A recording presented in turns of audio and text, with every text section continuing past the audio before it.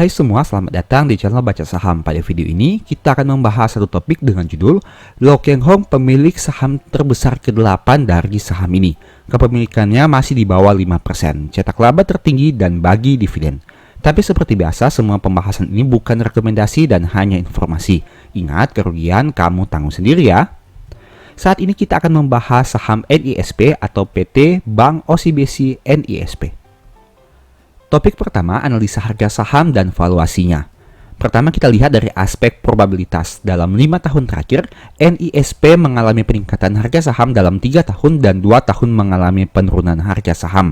Nah, teman-teman bisa lihat di sini bahwa pada bulan Februari dan bulan Oktober, probabilitas kenaikannya cukup besar dengan angka 75%. Sebaliknya, pada bulan Maret, April, Mei, September, dan Desember, probabilitas kenaikannya cukup rendah dengan angka 25% saja.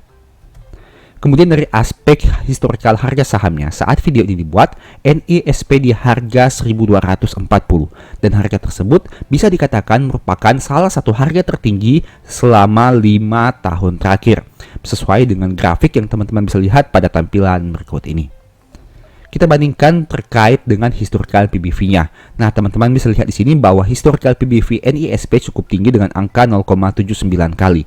Meskipun masih di bawah 1 kali, tapi secara historical, harga sahamnya ini dihargai dengan valuasi PBV yang sudah cukup tinggi. Topik kedua, proyeksi dividen.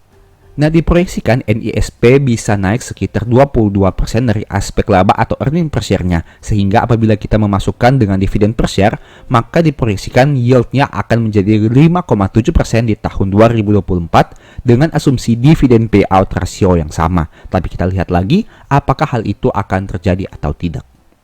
Topik ketiga, kinerja Q3. Yang pertama dari aspek pinjaman yang diberikan, karena saham ini merupakan saham perbankan. Penyaluran pinjamannya mengalami peningkatan dari 137 menjadi 136. Selain itu, rasio profitabilitasnya juga baik dengan NPM yang masih 23%, meskipun ROE-nya cukup rendah dengan angka 11% saja. Dari aspek simpanan nasabah, teman-teman bisa lihat di sini bahwa produk deposito dan tabungan mengalami peningkatan, tapi produk giro mengalami penurunan. Dan deposito berjangkanya sebaiknya disesuaikan dengan penyaluran giro dan tabungan agar kas perusahaan dapat dipertahankan pada angka yang baik. Berikutnya dari aspek ekuitas yang mana berasal dari saldo laba yang terbesar dengan nominal 26,7 yang mengalami peningkatan dibandingkan tahun sebelumnya.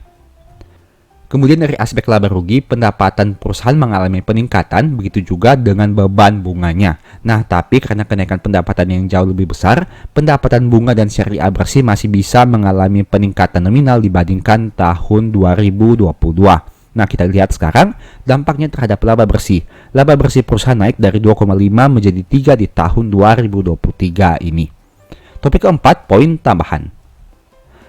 Ini merupakan salah satu sentimen positif terkait saham NISP. Kenapa? Karena Lo Keng Hong memiliki kepemilikan atas saham ini. Dan dicatatkan di sini, apabila teman-teman mencari informasi tersebut di dalam Google, maka akan diperoleh informasi seperti ini. Hampir tiap hari membeli sedikit-sedikit, jadi bervariasi. Terakhir membeli di harga 700. Itu merupakan informasi yang disampaikan oleh Lo Keng Hong terkait saham NISP. Jika teman-teman melihat terkait daftar pemilik saham terbesar untuk saham ini, maka Bapak Lo Keng Hong memiliki porsi sekitar 0,52% atau berada di peringkat ke-8 untuk pemegang saham terbesar saham NISP ini. Topik kelima, poin minus tentang saham ini. Yang pertama, NISP ini sayangnya tidak konsisten membagi dividen, di mana dalam 5 tahun hanya membagi dividen 2 kali, yaitu di tahun 2022 dan 2023. Sehingga kita belum bisa meyakini 100% apakah di tahun 2024 saham ini akan kembali membagi dividen. Selain itu, poin minus berikutnya adalah secara historical PBV meskipun masih di bawah 1 kali, tapi PBV-nya sudah cukup tinggi apabila dibandingkan dengan rata-rata 5 tahun terakhir. Dan hal ini bisa menjadi pertimbangan teman-teman sebelum mengambil keputusan. Demikianlah pembahasan singkat saham NISP. Selalu ingat bahwa video ini bukan rekomendasi dan hanya edukasi. Segala risiko kerugian menjadi tanggung jawab kamu sendiri. Di video berikutnya ingin dibahas materi apa lagi? Tulis di kolom komentar ya.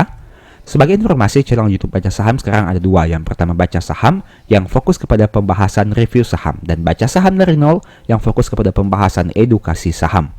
Berikut ini beberapa list ebook baca saham. Pertama, Stock for Living.